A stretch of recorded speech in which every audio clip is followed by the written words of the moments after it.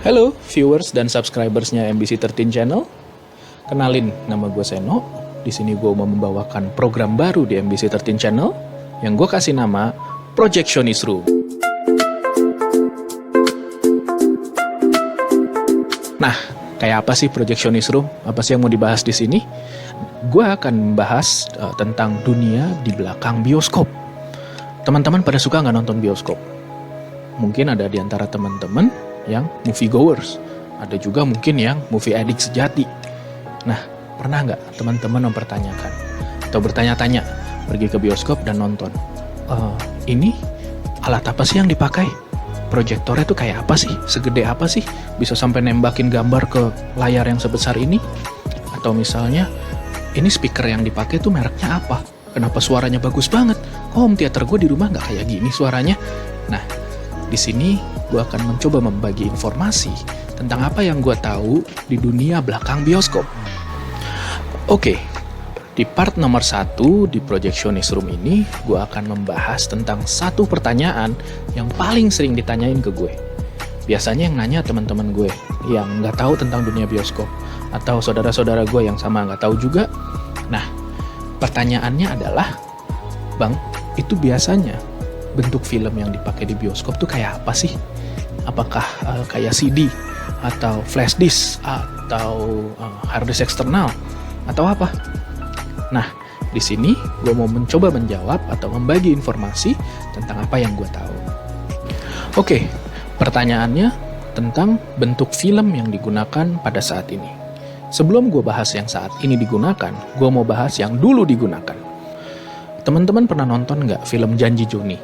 Yang main Nicholas Saputra waktu itu. Nah, si Joni ini kerjaannya nganterin film.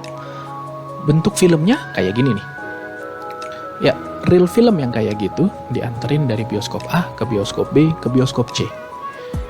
Pernah ada seorang teman yang nanya ke gue, emang itu beneran terjadi kayak di film kayak gitu? Ada profesi gitu yang seperti itu?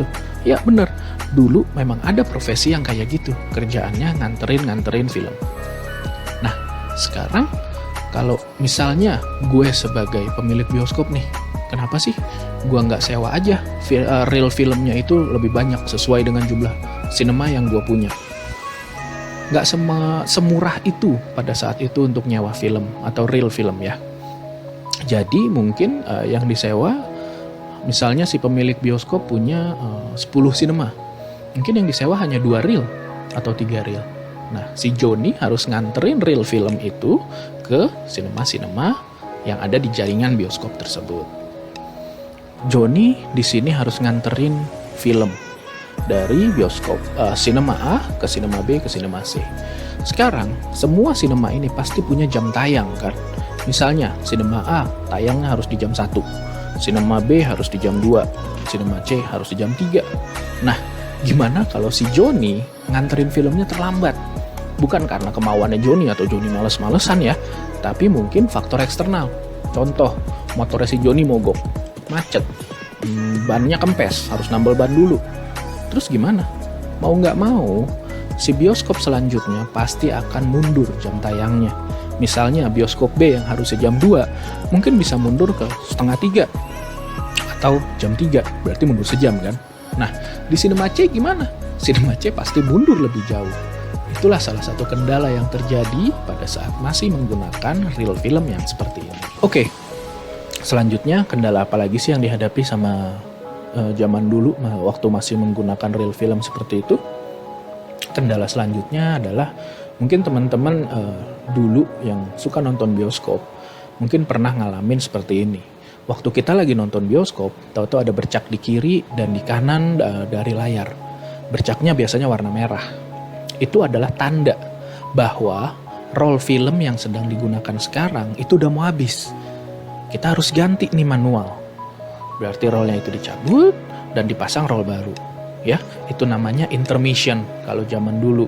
Ya, berarti kalau misalnya si orang penggantinya ini, orang yang ngeganti reelnya atau kita sebut projectionist ya, si projectionistnya misalnya kecapean, udah lelah atau udah malam, atau dia lupa, dia nggak teliti, dia nggak lihat itu real film selanjutnya, mungkin aja bisa terjadi salah pasang real film. Reel film zaman dulu itu udah di label biasanya. Ada label nomor 1, ada label nomor 2, dan seterusnya. Satu film nggak cuma satu reel film, tapi bisa aja ada 2 reel, ada 3 reel, tergantung dari durasi filmnya. Nah, kalau misalnya yang dipasang sekarang reel 1, terus reel satunya udah mau habis, berarti harus diganti ke reel nomor 2. Karena human error, yang diganti ternyata reel nomor 3 yang dimasukin ke dalam proyektornya. Mau nggak mau adegannya loncat. Customer mau nggak mau pasti komplain, ya kan? Nah, itulah beberapa kendala ya, waktu kita masih menggunakan reel film. Kendala selanjutnya dan kendala lainnya apa? Salah satunya adalah kalau misalnya film itu perlu disensor. Nah, gimana caranya? Sensornya itu mau nggak mau dipotong reel filmnya, diambil bagian yang disensor, lalu disambung menggunakan lem khusus untuk seluloid. Nah, itu beberapa kendala-kendala yang terjadi pada saat itu. Oke, kalau zaman sekarang bentuk filmnya kayak apa sih? Nah, bentuk film zaman sekarang adalah kayak gini. Atau kayak gini. Yang di atas mungkin teman-teman jarang lihat, kecuali yang benar-benar berkecimpung di dunia bioskop ya. Kalau yang di bawah, teman-teman pasti pada tahu, ini adalah hard disk eksternal. Kedua media storage ini kita pakai untuk mentransfer film dari distributor ke cinema chain atau ke jaringan bioskop. Bang, berarti filmnya udah dalam bentuk file dong? File video atau file audio atau apa? Yes, filmnya bentuknya file seperti ini. Nah, film yang digunakan saat ini itu formatnya bentuknya DCP. DCP atau panjangannya Digital Cinema Package. Jadi, file yang dikirimkan itu sudah komplit, sudah satu paket. Ada file audio, ada file video. Biasanya kadang ada file teksnya juga sih di dalam situ, tapi nggak di semua film. Kalau filenya kayak gitu, berarti harus di-copy dong, dipaste ke media storage-nya si bioskop. Ya, betul. Ada proses yang namanya ingesting atau mengcopy file yang ada di hard disk atau media storage yang dikirimkan dari distributor ke servernya si bioskop, si sinemanya. Jadi di copy. Apakah copy paste bang kayak biasa? Enggak sama seperti itu. Karena storage yang digunakan di sinema berbeda dengan storage yang kita gunakan untuk di PC atau di laptop. Bang, terus sekarang kalau filmnya seperti itu, filenya bisa kita copy dong. Bisa dong kita ambil, terus kita masukin ke laptop kita atau kita masukin ke PC kita, terus kita putar. Yang terjadi sekarang adalah tidak seperti itu. Karena tidak sembarangan player bisa memutar file DCP. Dan file DCP ini dilengkapi oleh sistem keamanan yang pastinya sangat aman. Kalau enggak, banyak pembajak-pembajak yang gampang ngambil file asli dari film tersebut.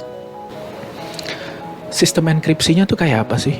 Sistem enkripsinya kita sebut KDM atau Key Delivery Message. Nah, si KDM ini fungsinya adalah membuka kunci yang ada di dalam file tersebut atau file DCP agar si file DCP bisa di-play. Tanpa KDM ini, file ini tidak bisa di-play sama sekali. Jadi, sistem keamanannya adalah enkripsi KDM ini. Misalnya, file film sudah kita copy ke dalam storage-nya sinema kita. Lalu, kita mau langsung play, pakai playernya si projector. Tak bisa langsung di-play. Memang ada beberapa film, tapi mungkin hanya sekitar 1% kali ya, film yang tanpa memerlukan KDM. Tapi 99% film yang beredar itu memerlukan KDM, apalagi film-film bagus kayak Avenger, kayak Resident Evil atau film-film box office lainnya lah ya, pasti perlu KDM. Tanpa KDM ini film tidak bisa diputar. Dan KDM ini memiliki masa berlaku. Contoh, kita ambil film Jurassic Park. Film Jurassic Park, KDM-nya hanya berlaku dari tanggal 1 Januari sampai 7 Januari. Berarti di tanggal 31 Desember film itu belum bisa di-play. Dan di tanggal 8 Januari film itu sudah tidak bisa di-play karena KDM mempunyai masa aktif. Di luar masa aktif itu, KDM ini tidak bisa membuka kunci dari file DCP. Bang, bisa nggak sih file KDM itu diotak-atik? Gue memang belum pernah mencoba, tapi dari yang gue tahu, file KDM ini bentuknya kan TXT ya, titik TXT. Nah, si file KDM ini kita buka di Notepad atau WordPad atau apapun. Kalau kita mengubah spasi aja atau kita tambahin titik satu, begitu kita mau close, kita perlu nge-save file tersebut. Nah, pada saat di-save itu, walaupun namanya sama, KDM itu sudah tidak bisa berlaku lagi. Itu yang gue tahu. Jadi kita harus request KDM baru lagi ke yang punya film atau distributornya. Ya, sampai seaman itu ya untuk mengamankan si file DCP. Makanya bajakan-bajakan yang ada di luar itu biasanya direkam dari bioskopnya. Ada orang megang kamera dan lain sebagainya. Biasanya jarang ada yang dapat, bahkan mungkin tidak mungkin ya, ada yang bisa mendapatkan file asli dari film tersebut. Satu, selain file size-nya yang gede banget, sekitar 100 gigaan. Nah, selain itu ada proteksi di dalam film tersebut yang namanya KDM. Nah, inilah yang nggak bisa diutak-utik sama sekali. Oke, jadi konklusinya di hari ini adalah kita tahu kalau film itu bentuknya di zaman dulu seperti ini dan berubah di zaman sekarang sampai kayak gini atau kayak gini. Dan seperti apa sih sistem enkripsinya? Sistem enkripsinya kita sebut KDM. Tanpa KDM, file DCP tidak bisa diputar. Kita tidak bisa nonton filmnya. Oke, begitu aja dari gua untuk hari ini di part nomor 1. Part nomor 2 dari program Projectionist Room mungkin gua akan bahas, tunggu aja ya. Gue juga belum kepikiran sekarang mau bahas apa. Tapi yang jelas lebih menarik lagi dari part nomor 1. Oke, Seno di sini dari program Projectionist Room saying goodbye. Thank you.